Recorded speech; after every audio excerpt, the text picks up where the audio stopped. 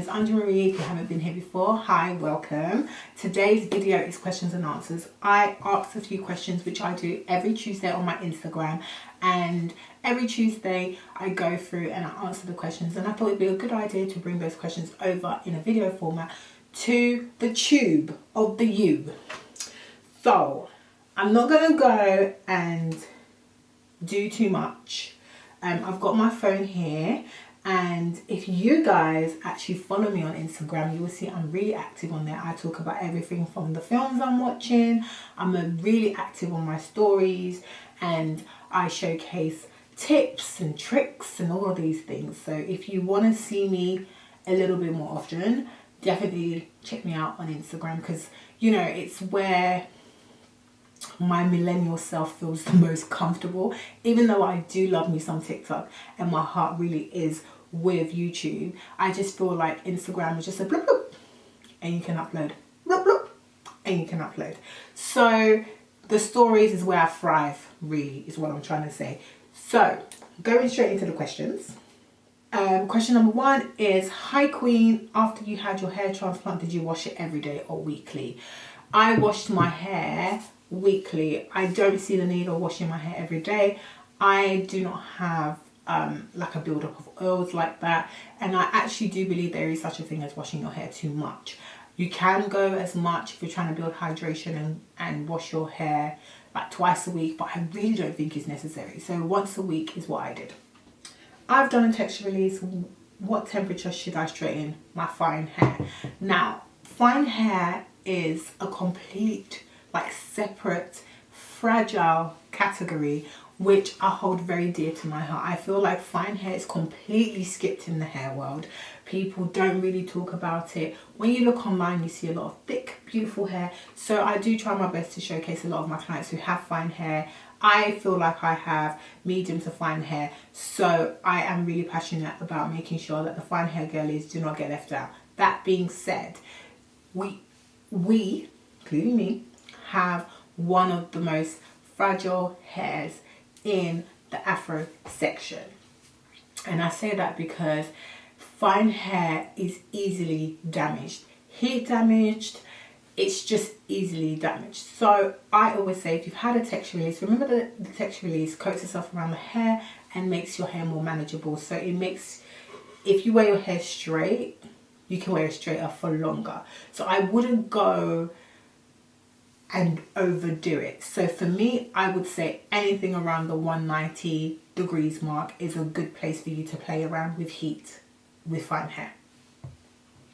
And if you find that it doesn't work, test it out at the back of your hair with a slightly higher heat. Now, I always recommend having straighteners that have a little bit of higher heat, because with those straighteners, you're able to manipulate your hair a little bit more. I do not like set straighteners with a set heat that you cannot gauge. That's just a no-go for me. So if you have fine hair, 180, 190, maximum 200, but I would really play around the 180, 190 mark. It's all in the blow drying. If you blow dry your hair well, you won't have to use so much heat on it.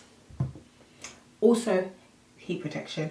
Always heat protect your hair, especially if you have fine hair. Coat your hair with heat protector and a little bit of anti-humidity serum. The third question is, hi, is there a black semi-permanent hair dye that would allow lighter colours later on? Absolutely no, because what's the saying? Once you go black, you never go back. Do you know what? All jokes aside, once you go black, it is almost impossible to find your way back to colour. So, and it also depends on how many times you've done your hair black. So this in particular, to my grey hair clients or grey hair ladies, if you have been doing colour, covering your greys with black for years, the best thing I would say is to grow your hair out. You can, however, colour remove, but just remember, you're going to have bands, because you're going to have parts of your hair that have been dyed more than once. The hair that's closer to your roots will have been dyed less, so the colour that will get stripped out a little bit easily. But if you've been doing it monthly, bi-monthly, three times a year for years, and then you decide that you want to grow your hair, you want to have brown, and you want to have highlights, it is going to be near impossible to do that. But however, if you've done black and you've only done it once or twice, we can color remove and see what your hair is saying. If your hair is saying it's good to go, then great. It also really matters what state your hair is in. So if your hair is not damaged and you have good hydration, we can work with that. But if you don't, it might take a couple of months to get to the color that you want to get to, a couple of strips to get your hair to the color you want to, and you may be orange for a while. So bear that in mind. So my fourth question is best treatment for naturally curly hair, but I want it straight without a perm. So again, depending on your hydration, you can just go ahead and do a press, otherwise known as a silk press. I would say test that out first, see how you like it. There's a treatment called, gosh, it always escapes my mind. Is it Thermal Wonder by Care, and there are quite a few treatments like that which allow your hair to stay straight for up to 1 to 2 washes, and then you can rinse it out. There is also a lovely product that I love called Color Wow, which allows your hair, which kind of coats your hair with silicone, and once you straighten it, which also reverts after a couple of washes. You don't need to do it every time, and that helps your hair stay straight for longer. And number 3, you can get a smoothing system, the one that I am in love with and have been. I've had it myself. Check out the video.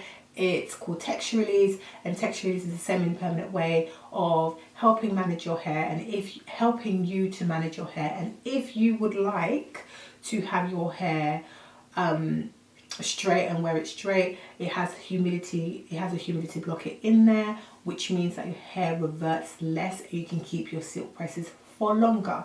Bearing in mind, the more heat you use, the more it activates the product, and by that I mean that if you keep straightening your hair will stay straight for longer. It can revert as long as you're always using heat protectant. 5 is, what is the best home hair treatment for damaged hair?